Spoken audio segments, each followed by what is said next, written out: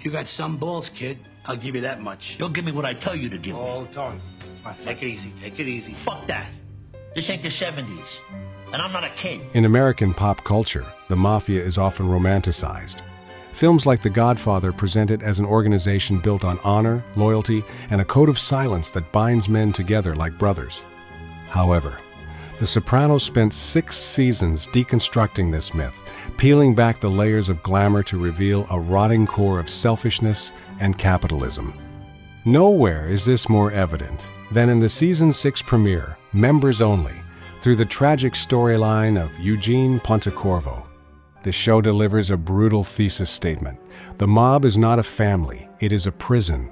By examining Eugene's interactions with the boss Tony Soprano, the middle manager Christopher Moltisanti, and the administration's Silvio Dante, we can see how the organization exploits the hopes of its members, demands absolute servitude, and ultimately crushes the individual under the weight of bureaucracy.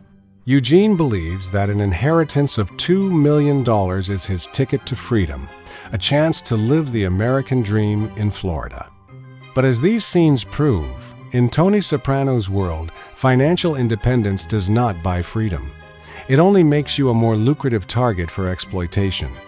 The first scene, occurring right at the beginning of the episode, sets the stage for the entire conflict. We find Eugene and Tony in the back office of the Bada Bing strip club. The setting is deliberate. This isn't a family dinner or a friendly hangout. It is a place of business.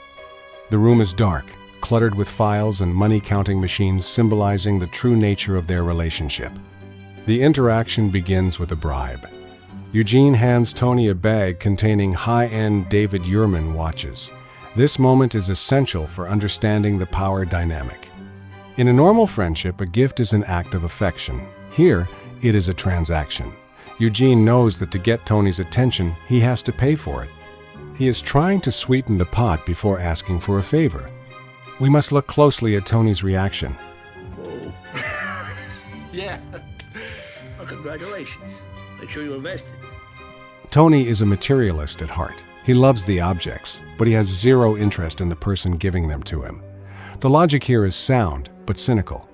Tony sees people as resources. When Eugene gives him the watches, Tony is happy. But the moment Eugene asks for something in return, Tony's demeanor shifts instantly. Eugene's argument for leaving is based on logic that any normal person would understand. He has inherited a massive sum of money, $2 million. He wants to take his wife and children to Florida to escape the stress and danger of New Jersey. He even frames it around his health, mentioning that he will be 50 years old soon and that his father died young. He is pleading for his life. Quite literally, he is telling Tony that he has the means to survive without crime and asking to be let go. Tony's response completely dismantles the idea that the Mafia is a job you can quit. This line is incredibly revealing. You took an oath, Jim. There's no retiring from this. Well, I thought about that. And there was Joe Bananas. Come on. Huh?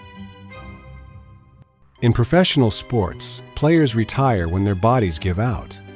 Tony is implying that in their world, there is no retirement age. You don't get to walk away just because you have money or because you're getting older. Tony then pivots to a manipulation tactic that is common in abusive relationships: guilt. He brings up the oath. Tony uses economic logic to trap Eugene. Eugene is a good earner for Tony. If Eugene leaves, Tony has to find someone else to run those gambling operations, which is a hassle. Tony isn't worried about missing Eugene's friendship. He is worried about the interruption to his cash flow. The scene ends with Tony saying he needs to think about it. To a hopeful person like Eugene, this sounds like a maybe. But looking at the scene analytically, it is clearly a delay tactic. Tony keeps the watches, the bribe, but he gives nothing in return. He holds all the cards. By refusing to give a straight answer, Tony keeps Eugene in a state of anxiety and dependence. It is a power play designed to remind Eugene that he doesn't own his own life. The second scene shows the opportunism of the middle management. Christopher represents the future of the family, and the future looks bleak. Eugene approaches Christopher because he knows Christopher is close to Tony. He hopes that Christopher can put in a good word for him regarding the Florida move. This is a classic example of workplace politics. When the boss is stonewalling you, you try to go through his favorite lieutenant. However, Christopher's reaction is not one of sympathy. It is one of calculation. Christopher realizes immediately that Eugene is desperate. And in the world of The Sopranos, desperation is a commodity to be exploited. Christopher has a problem. He needs a guy named Teddy Spiridakis killed in Boston. Christopher doesn't want to do it himself, and he doesn't want to pay a freelancer to do it. Seeing Eugene's desperation, Christopher strikes a devil's bargain. The logic is transactional. If Eugene kills this guy for Christopher, Christopher will talk to Tony about Florida. This is a profound betrayal of the brotherhood concept. Christopher knows, or at least strongly suspects, that Tony is never going to let Eugene go. The audience can see it, and a seasoned guy like Christopher likely sees it too. Yet, he sends Eugene on a dangerous mission, knowing Eugene will take the risk because he is blinded by hope. We must also analyze the dialogue where Eugene asks if this comes from Tony. Christopher gets defensive. He wants to wield authority, but he is using Tony's name to get what he wants. He is bullying Eugene. He essentially tells Eugene to do this murder or he won't help him. Eugene is trapped. If he says no to Christopher, Christopher might badmouth him to Tony, killing his chances of Florida. If he says yes, he has to commit a violent crime that could get him arrested or killed right when he is trying to escape that life. Christopher forces Eugene to dig himself deeper into the hole he is trying to climb out of. This scene perfectly illustrates the crab bucket mentality of the organization. When one crab tries to climb out of the bucket, the others pull him back down. Christopher doesn't want Eugene to be happy in Florida. He wants Eugene to be useful to him in the Northeast. The promise of the good word is the carrot on the stick, leading Eugene toward a cliff. The final scene is the climax of this specific narrative arc, and it is where the show's critique of the Mafia becomes most biting. Eugene is back at the Bing waiting for news. He has done the job. Whack the man in Boston. He thinks he has paid his dues. He thinks the transaction is complete. Watches plus murder equals freedom. But the Mafia doesn't work on fair exchange. So instead of Tony coming out to talk to him, we see Silvio Dante. Silvio is the consigliere, which technically means counselor. But in this context, he acts as the human resources manager delivering a layoff notice. Tony is nowhere to be seen. This is an act of cowardice. Tony, the tough guy boss, cannot look Eugene in the eye and tell him no.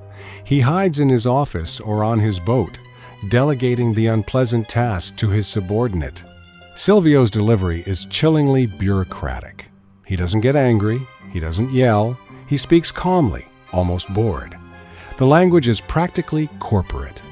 It sounds like a bank denying a loan application, not a death sentence for a man's dreams. When Eugene protests, saying that he just did that thing, Silvio shuts him down with one of the most devastating lines in the episode. This represents the compartmentalization of guilt. That's not my department. Silvio is saying that he doesn't care what Eugene did for Christopher. That was a separate transaction. The administration, Tony and Silvio, does not honor the side deals made with middle management Christopher. The logic here is brutal, but undeniable. The organization will always take, but it is never obligated to give back. Eugene's murder of the Boston guy was a gift to Christopher, but it bought him zero credit with Tony. The system is rigged so that the house always wins.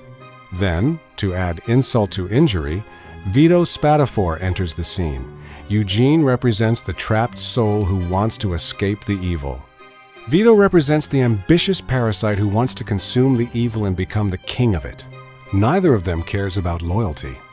Eugene wants to leave for selfish, though understandable reasons, and Vito wants to stay for selfish, power-hungry reasons. Eugene realizes he is completely alone. Tony used him for the watches. Christopher used him for the hit. Silvio dismissed him with bureaucracy. And Vito is too busy plotting a coup to care about a fellow soldier's feelings. The family is a lie. It is a room full of sharks eating each other. Eugene believes that if he can just cross state lines, he will become a different person. He thinks the corruption is in New Jersey, not in himself. However, the logic of the show suggests that Eugene is deluding himself. Even if Tony had said yes, could Eugene really have been happy? He is a man who beats people up for money. He is a murderer. The scene with Christopher proves that Eugene is still capable of extreme violence when pushed.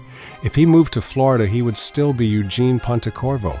He would still carry the weight of his actions. The $2 million inheritance is a symbol of the easy way out. Eugene didn't earn that money. It fell into his lap. He thinks this luck entitles him to a new life. But the universe of The Sopranos is governed by a grim form of karma. You cannot buy your way out of a blood oath. The money, rather than liberating him, becomes a curse. It shows him a door that is locked, making his imprisonment in the Mafia feel even more suffocating than before. If he were poor, he wouldn't have the hope of leaving. And without hope, he wouldn't feel this specific despair. Why did Tony say no? If Tony lets Eugene go, it sets a precedent. If Eugene can buy his way out for the price of some watches and a cut of his inheritance, then what stops other soldiers from doing the same? If Ralphie or Paulie or Christopher decided they made enough money and wanted to quit, the family would disintegrate. The Mafia relies on the concept of omertà, silence, and a lifetime commitment. It is a feudal system, not a democratic one.